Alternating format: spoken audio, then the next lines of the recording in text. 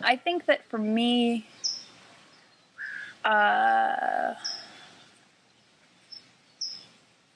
guess it depends on the fear, like what kind of fear. You know, I mean, I think there's different kinds of fears, and I don't think all fears are bad. I think some fears are great cautionary reminders. I think that they can be a really good thing. Like, you should be a little afraid of falling off a cliff. Just enough, not paralyzing, just enough that it seems like a bad idea. Right. Is how I would think of it. That being said, I think fear can become extremely irrational, and I think that it can become paralyzing really easily if you let it. And I would say that with myself. I think that if I let it, it makes me feel really small. It makes me feel small and cornered and powerless.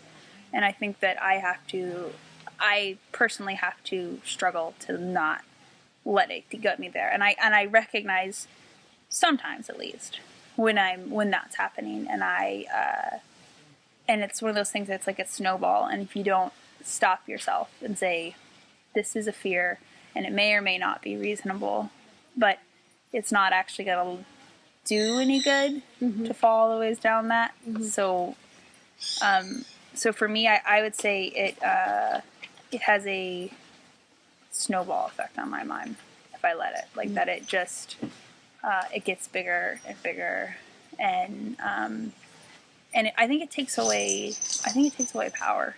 It takes away and with power, interestingly enough, I think is responsibility. Because if you don't have any power, you can't do anything, and you can't be responsible for it. And I think that can be really bad too. I think fear has corroded a lot of things, but the first thing that comes to mind is curiosity. If I'm afraid to, I mean, with doing something like a free write, where you're supposed to just keep writing whatever comes to your mind and explore each thought that comes up continuously. If you have fear in that, then it makes you stop and hesitate and question, and it doesn't allow you to keep going with this exploration of a thought that you're having, or in a more physical, literal sense, it doesn't. You know, if I'm afraid to go someplace that, were it not for the fear, I would otherwise go, then it takes away a certain curiosity, a certain ability to explore and to have an adventure of one sort or another. Avoidance, I would say. It depends on how much it frightens me and how much I want it in spite of that. Like, before going off to a foreign country, I'm usually pretty scared. But there are enough other things at that point usually to keep me going, like,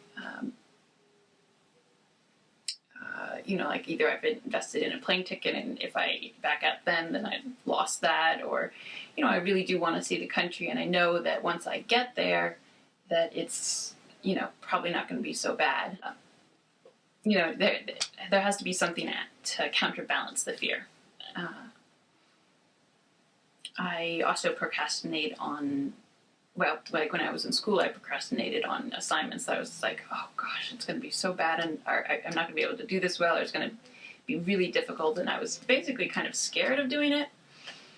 And so I would push it off until I absolutely had to do it, and then, I kind of lessened the fear a little bit in that I've only got this much amount of time, I'm just going to do the best I can, and it doesn't matter as much. Like, the stakes are still high, but I've almost tricked myself into lowering them. Fear's a big motivator. I think for most people, and as I've acknowledged to myself, is fear and laziness are the two biggest motivators I've ever seen in myself or in most people. We're afraid of change, and so we stay the same. It motivates us to not change. Fear is something that I deal with a lot because of being involved with activism. Legally, I put myself in situations that, because in the United States, so much freedom of speech activism is under threat right now under the Patriot Act. There's a very real possibility of ending up in jail or prison due to any sort of resistance to the mainstream culture right now. So that's a fear.